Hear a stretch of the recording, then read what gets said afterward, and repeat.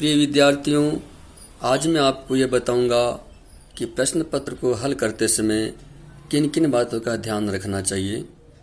वैसे आजकल प्रश्न पत्र को पढ़ने के लिए 10-15 मिनट का समय दिया जाता है।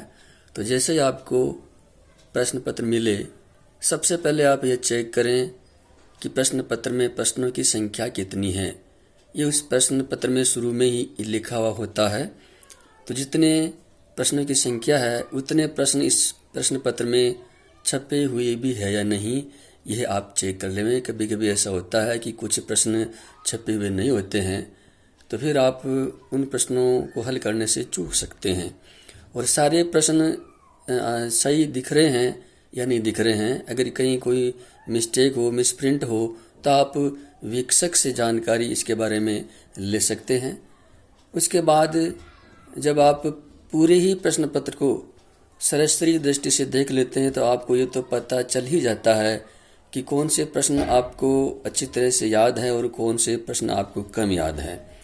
तो आप सबसे पहले उन प्रश्नों को हल करें जिनका उत्तर आपको सबसे अच्छी तरह से याद है।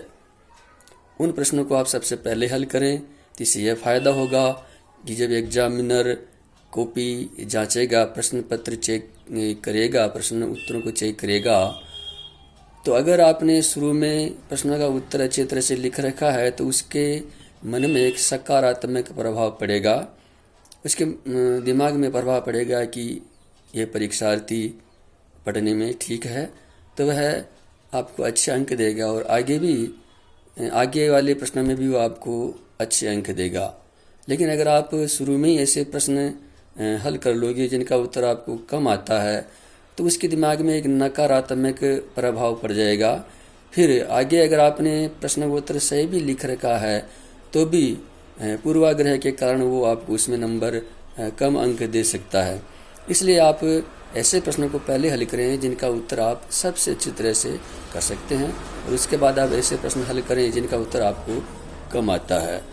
इससे एक फ़ायदा ये भी है कि शुरू में अगर आप ऐसे प्रश्न हल करोगे जो आपको कम याद है, तो ऐसे प्रश्नों का उत्तर लिखने में आपको समय ज़्यादा लगेगा। आपको सोच कर, विचार कर फिर उनका उत्तर लिखना पड़ेगा, तो समय ज़्यादा लग जाएगा।